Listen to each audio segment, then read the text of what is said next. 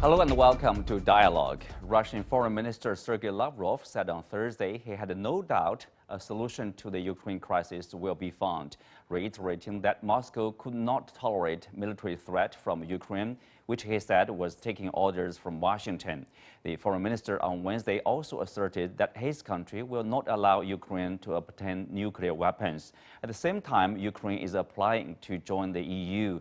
To consider these issues, I'm joined by Professor John Gung from the University of International Business and Economics and Vachely Kashin, Deputy Director of the Center for Comprehensive European and International Studies at the Higher School of Economics in Moscow, and Ulrich Bruckner, Professor of European Studies at Stanford University in Berlin, and Robert Kelly, Professor in the Department of Political Science at Pusan National University in South Korea. That's our topic. I'm Xu Qinduo.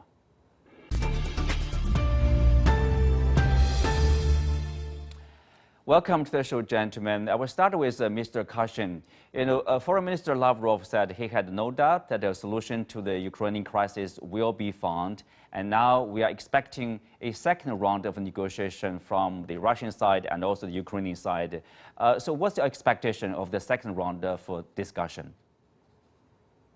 Well, the second round of discussion will probably not produce the final result because the issues which are being discussed are very complicated and important. Russia is basically insisting on Ukraine recognizing recognizing Crimea as Russian territory, recognizing the independence of the Donetsk and Lugansk People's Republic, and taking certain obligations about neutrality and disarmament and some others. So it looks like very ambitious demands, and probably that will be discussed and changed over time. So I wouldn't expect any decisive conclusion today. Still, it appears that there is genuine interest of two sides in the negotiations, and the negotiations would continue, of course, depending on the situation on the ground. Mm-hmm. Well, Professor Bruckner, here, what's your understanding of the second round? Do you think there is a genuine interest from both sides that let's produce something real, let's produce something that will probably get a ceasefire or reach a compromise, so acceptable to both sides? To be honest, I would be surprised if we would see a compromise at this stage, because what we witness is that a rapist, that is basically the language of Putin, how he spoke about Ukraine before the invasion, talks to the victim holding a gun at its head. And when we look at the demands from both sides, I don't really see what the victim can negotiate at a time when it is invaded by the full military force of Russia. But then why Ukraine would agree to these negotiations, if you are not winning on the ground, let's say, as outmatched in terms of this military power? Well, things have changed since the beginning of the war until now, because what we witnessed yesterday in the United Nations Assembly is that 141 states joined what Putin calls the coalition of lies. And if the whole world, with the exception of 4 countries that voted no, and a group of countries that opted for abstention, decide that this is an illegitimate war on a sovereign state, then the situation is clearer, and the massive force of the 3 sanction packages might also leave an impression on the aggressor. So there is a chance to discuss what is the room for maneuver, but in general, the imbalance of the situation is so dramatic that I personally don't think that anything could be achieved without the help of a mediator. And the mediator, of course, should be a country that doesn't take sides. And there is a number of options. Israel is an option, but maybe also China could use its weight on the relations with Russia to negotiate a ceasefire or an even better solution. Yes, Robert, Professor Bruckner mentioned about UN General Assembly resolution. We know that there's similar resolution against the U.S. over Cuba economic blockade. Every time probably the U.S. together with one or two countries say no, but that's it. I mean, how useful that will be, of course, unless there's a real change on the battlegrounds. Do you think the Ukraine side will gain an advantage or strength in terms of negotiation? I agree that the language at the UN, the debate at the UN, isn't really all that relevant. I think it's really more about sort of like whipping up and reflecting sort of like more outrage in the world, right? I mean, if you sort of watch the news and follow social media, it's very clear that the Ukrainians are winning the information war. In this, the Russians seem to have ceded that territory almost completely, which I find very surprising. If you're the Ukrainians, of course, you're going to go to the peace talks. I mean, your country is being sort of torn up. You're going to go. Also, it's important for the Ukrainians to signal to Western backers that they're actually interested in peace, right? I mean, if it looks like the Ukrainians are also becoming as belligerent as the Russians, right, that sort of undercuts the moral case for Western support for Ukraine's resistance, which I think will expand, actually. So, yeah, I think that's probably why they went. But I think almost everybody, I bet everybody in your show now agrees that there probably won't be much talk, right? I mean, Putin's committed pretty serious force, and he's not going to back off after a week. It's going to have to be like a more sustained stalemate in like a month before the talks are real. Well, John, briefly, do you also think, like the negotiation is like a tactic from both sides instead of, I don't know, like, do you see genuine interest to pursue real progress here? Me? John, sorry, in Tel Aviv. Well, I guess we have to get to this question of what is the object. Yeah. Okay. Yeah. So I'm saying that we need to go back to this question about what's the real objective of negotiation. This negotiation is not about trying to find a political solution for Ukraine, but about seeking a ceasefire. This is what the Ukrainian side desperately looks for. Usually, negotiation for a ceasefire is most effective when there is a military stalemate on the ground. But now, I don't think that situation is happening. I don't think that the condition is mature for the kind of stalemate we're looking for. Okay, John, you mentioned about it's happening very fast. It's happening by the hours. The situation. Sorry to disrupt you, but here, Russia side, they did publish a figure on its casualties. For example, 498 Russian soldiers died, almost 500, and almost 1,600 had been wounded. That's their casualty on the battlefield. Do you think the Russians is moving according to the plan, or they are behind the schedule? What's the end game here? Are we clear?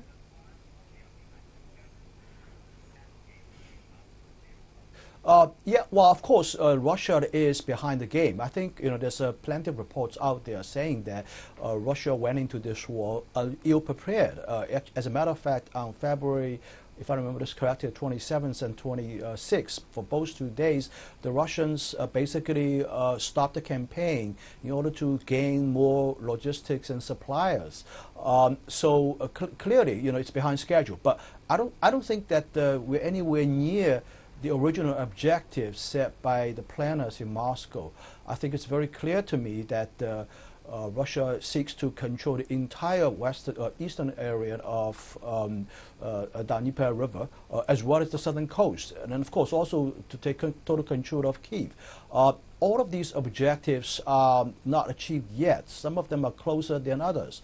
But I think it probably still needs maybe 2 to 3 weeks to reach these objectives. And I think by that time, maybe Russians may show some interest of seeking a ceasefire. But at this present time, I don't think there's any interest at all. I mean, the generals on the ground, they want to keep the campaign.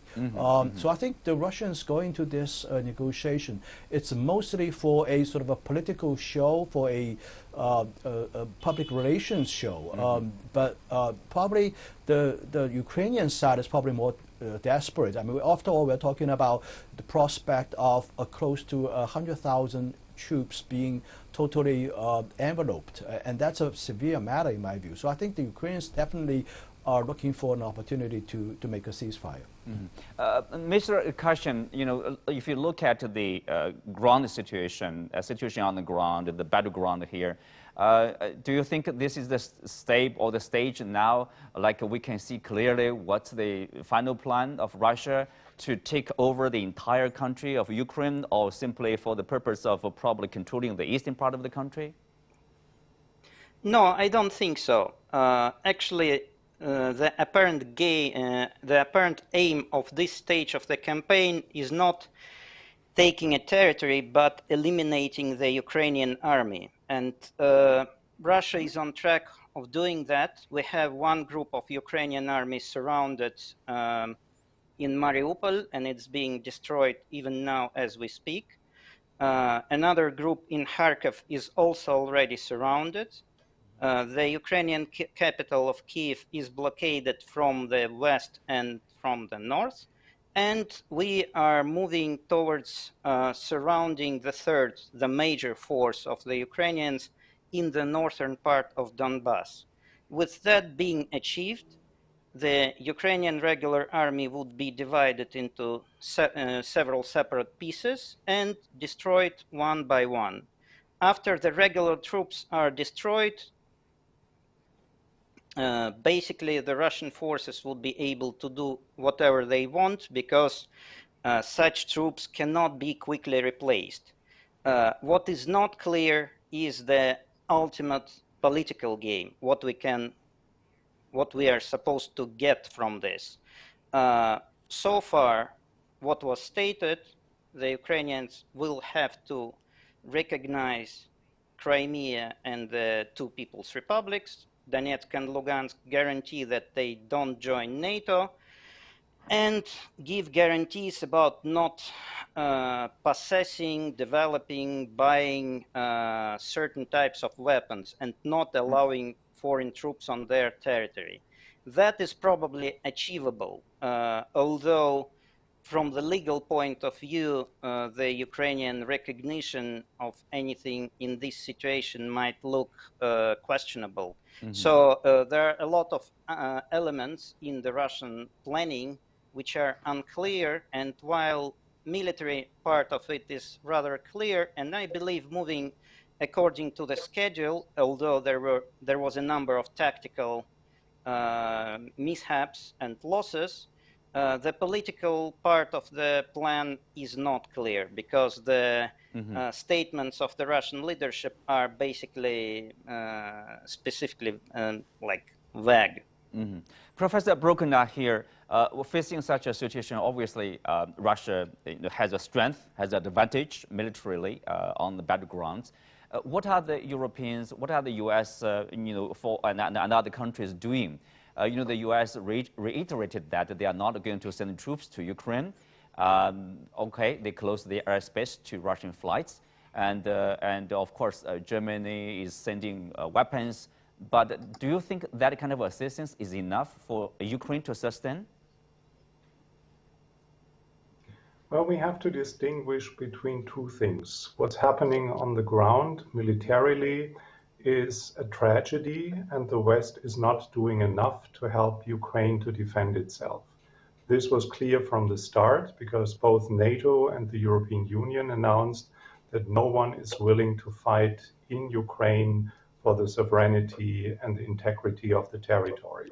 So this is a tragedy, and many, many people will die for whatever objectives. I'm not as clear as the other colleagues about what the objectives are. I just don't get it.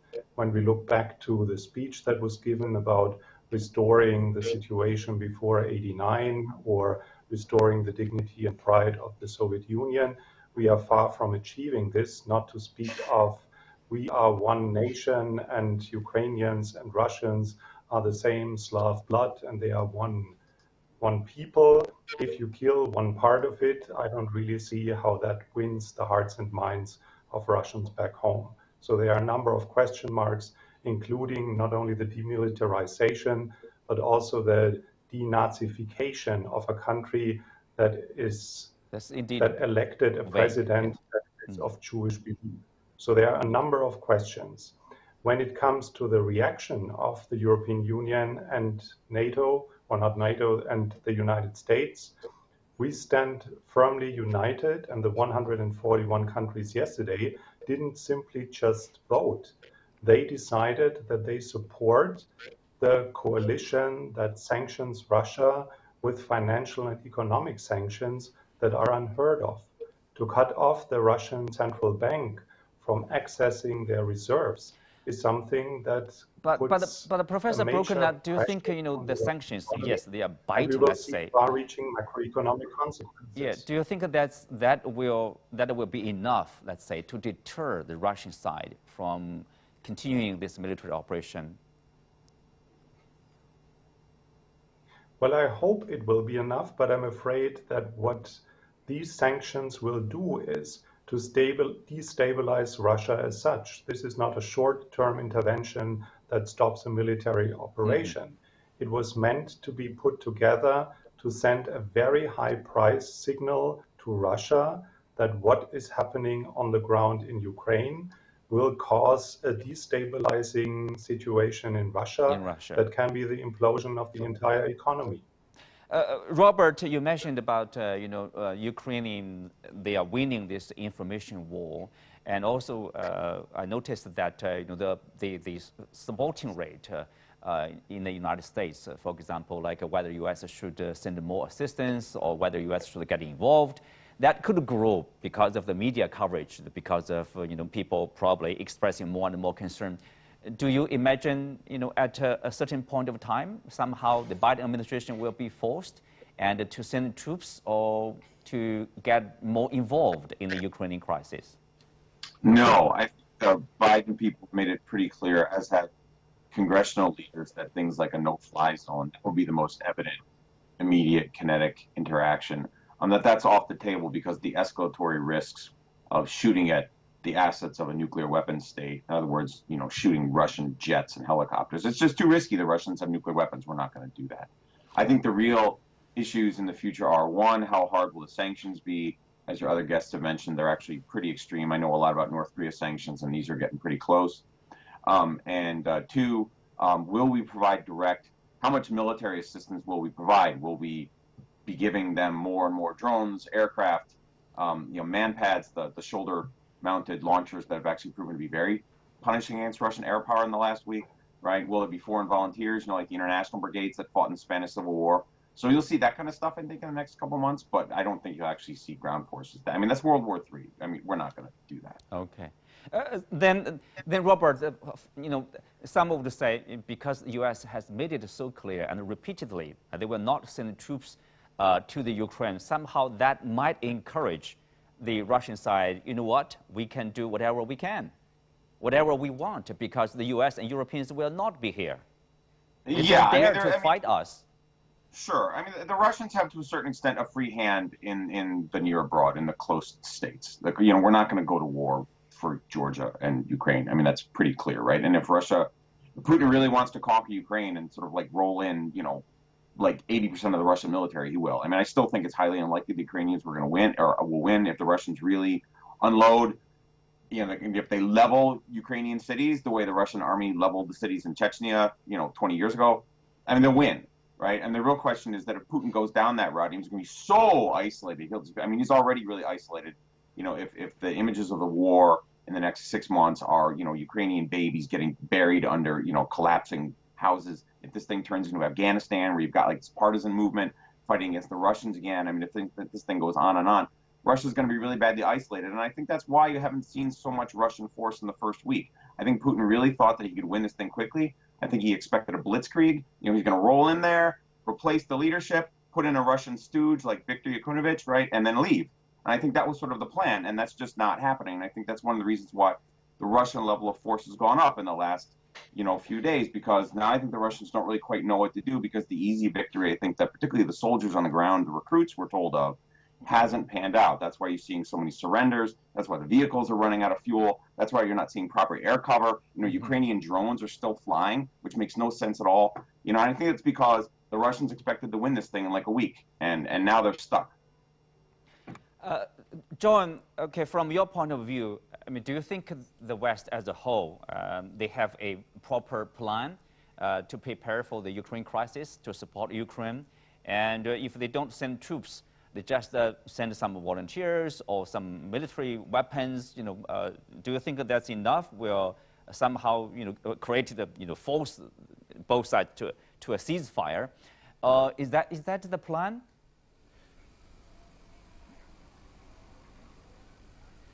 I don't think the West, broadly speaking, the West had a plan prior to this war and even the few days after this war. I think the plan is in the making right now, especially with the change of mind on the part of Germany.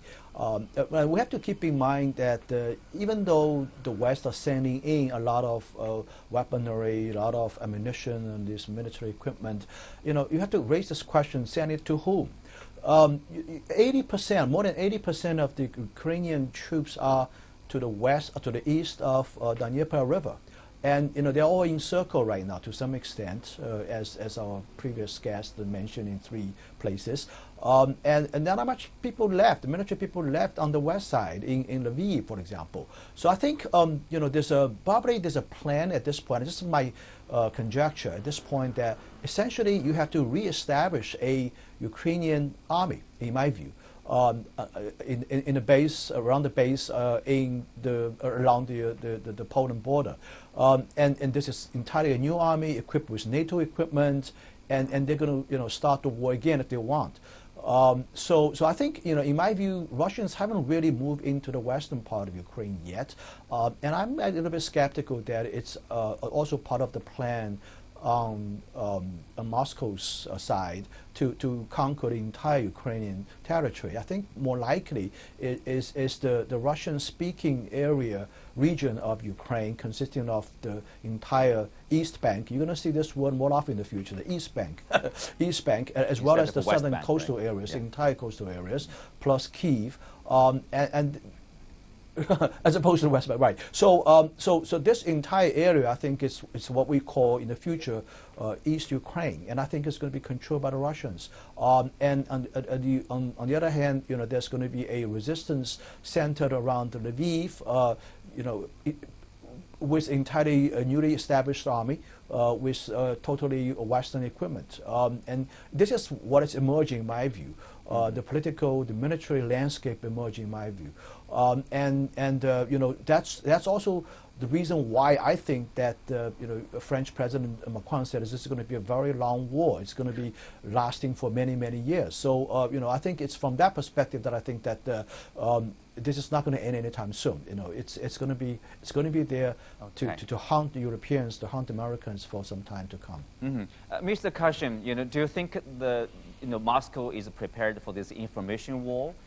Because people would say the Ukrainians are winning this information war. I mean, if the images of some, let's say, indecent acts by the Russian side, or soldiers, or military, then probably there will be more opposition, more pressure on the Russian side, and at the same time, there's biting sanctions against the Russian economy. What do you think? The people, the Russian people, are they continue with the government? Is there a concern? First of all, I don't think the Russian government cares much about the information war, especially about the image in the West. The truth is that the further escalation of tensions with the West and complete breakup of the relationship with the European Union have been long expected, and the issue was how it will be executed, because it was something which has been seen as unavoidable. Russia cannot hope to win any kind of information war in the West, while the support for the sanctions and all other actions against Russia outside of the US-dominated area, US, EU, some of the US Asian allies, is quite limited. The General Assembly votes can easily be influenced by US and EU pressure and don't really mean much. Most of the countries intend to continue cooperation with Russia, and so on. Russian goal in this case is to achieve the war objectives, I believe, within a couple of months, and then withdraw. And the goals are elimination of Ukrainian military and imposing conditions under which there will be no foreign military presence in Ukraine.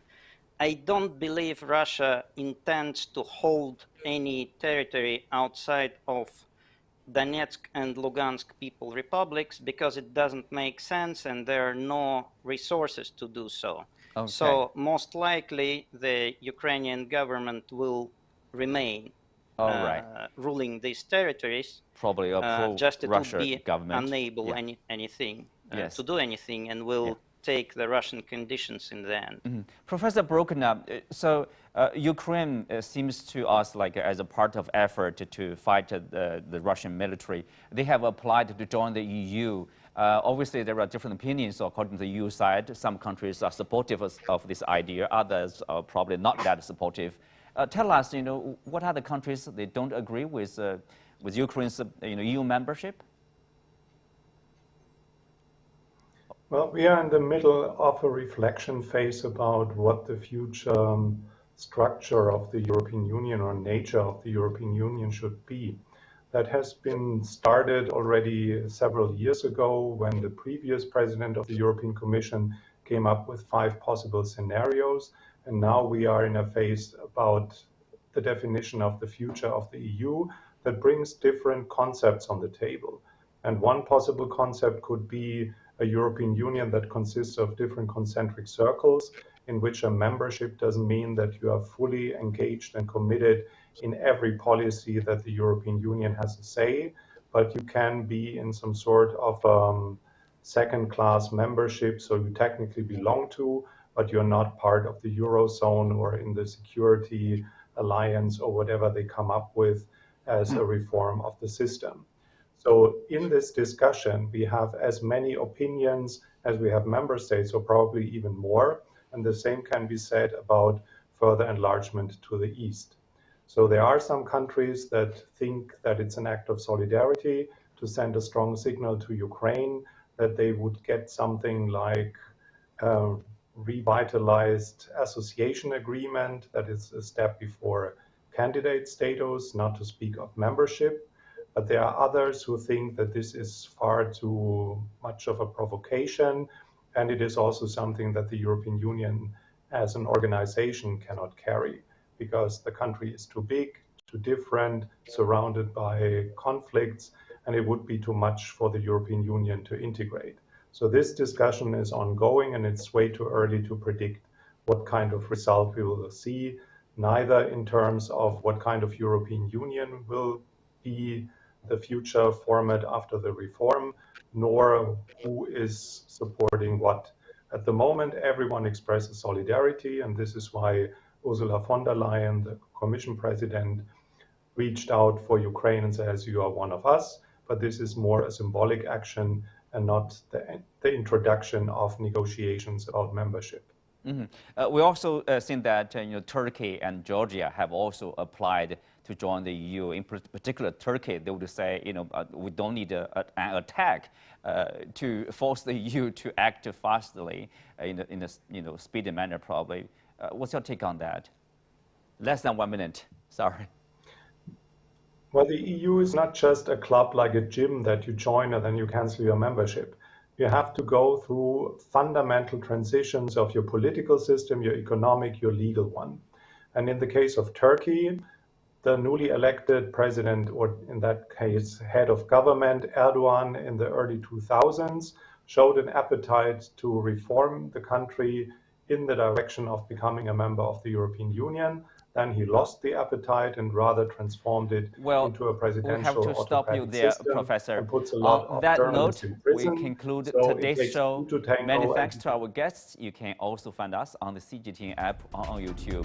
I'm Xu Qinduo. Thanks for being with us. See you next time.